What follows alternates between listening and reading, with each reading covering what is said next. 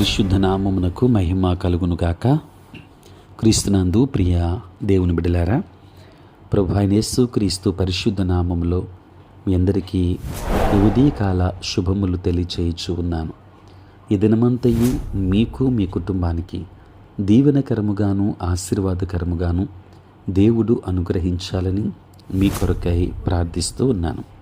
నేటి దినము కొరకు ఏర్పాటు చేయబడిన దేవుని వాక్యము లూకా సువార్త 10వ అధ్యాయం 2వ వచనం. కోత విస్తారముగా ఉన్నది, కానీ పనివారు కొద్దిమందియే. కాబట్టి కోత యజమానుని తన కోతకు పనివారిని పంపవేడుకొనుడి. ప్రియులరా, నేటి దినము కొరకు ఏర్పాటు చేయబడిన ధ్యానాంశము దేవుని ప్రేమను పంచుకొనుట. దేవుని ప్రేమను పంచుకొనుట.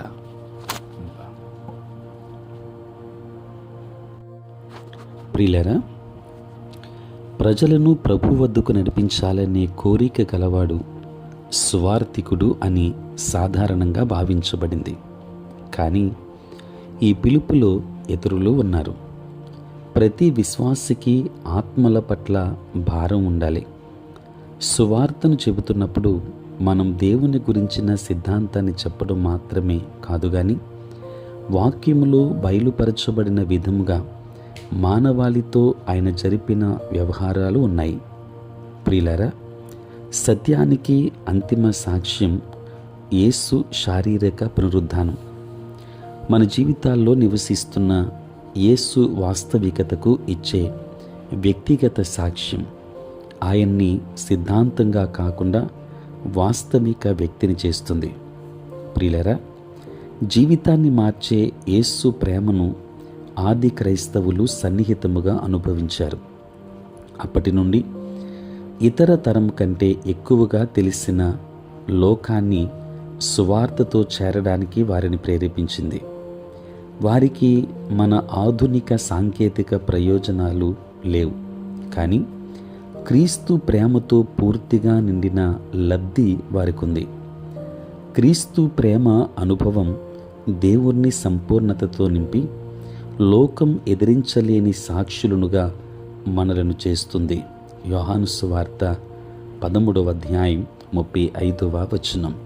ప్రియులరా, ఈనాడు సంఘాలు ఆత్మీయ యుద్ధం, సువార్తీకరణ నైపుణ్యాల మీద దృష్టి సారిస్తున్నాయి. అపరాధ భావం, శిక్షా భయంతో సాక్ష్యం ఇచ్చేలా ప్రజలను ప్రేరేపిస్తున్నాం. తలుపులు తట్టి తమ ఆలోచనతో ప్రజలతో వాదించే తప్పుడు మతాల వలె సువార్తలో అధిక భాగం మృతమైనదిగా, ఫలహీనమైనదిగా మారింది. దేవుని బిడ్డలారా, ఆదిమ క్రైస్తవులు దేవునితో నింపబడి ప్రేరేపించబడ్డారు కనుక తమ లోకం మీద అత్యధిక ప్రభావాన్ని చూపారు. ఈనాడు అది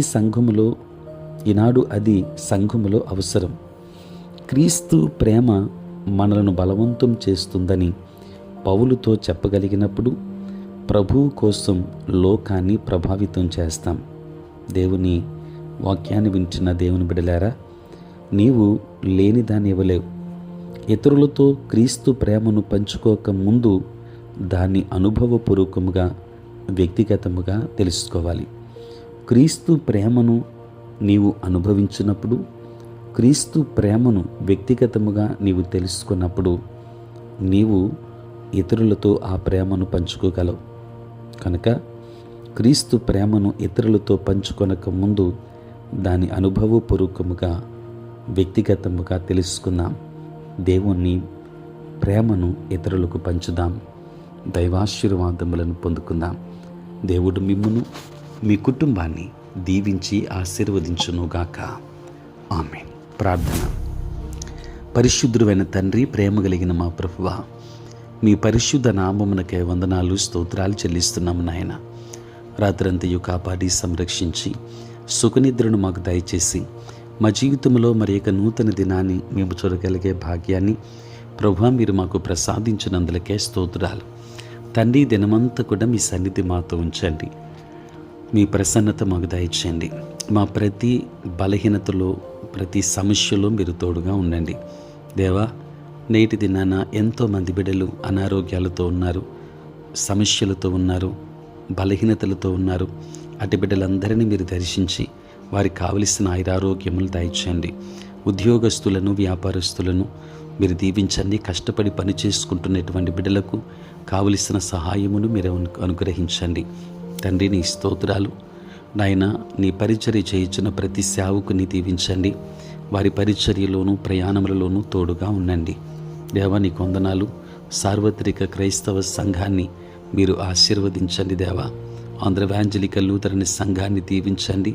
మీరే తోడుగా ఉండండి ప్రభు. నీకు వందనాలు దేవా.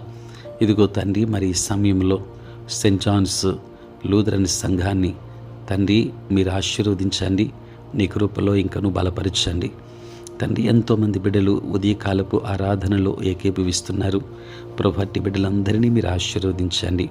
పుట్టినరోజు, పెళ్లి రోజు జరుపుకొనుచున్న బిడ్డలను దీవించి నూతన ఆశీర్వాదాలు తండ్రి మెండుగా తండ్రి వారికి అనుగ్రహించుమని, ఈ దిన దీవెనల చేత మమ్మల్ని అందరినీ కూడా నింపుమని మీ కుమారుడును మా ప్రభును ప్రియరక్షకుడునైన యేసయ్య నామములో ప్రార్థించి వేడుకొనుచున్నాము తండ్రి. ఆమేన్. తండ్రి, కుమార, పరిశుద్ధాత్మ త్రియేక దేవుని దీవెన సదా మీకును మీ కుటుంబానికి తోడై ఉండును గాక. ఆమేన్.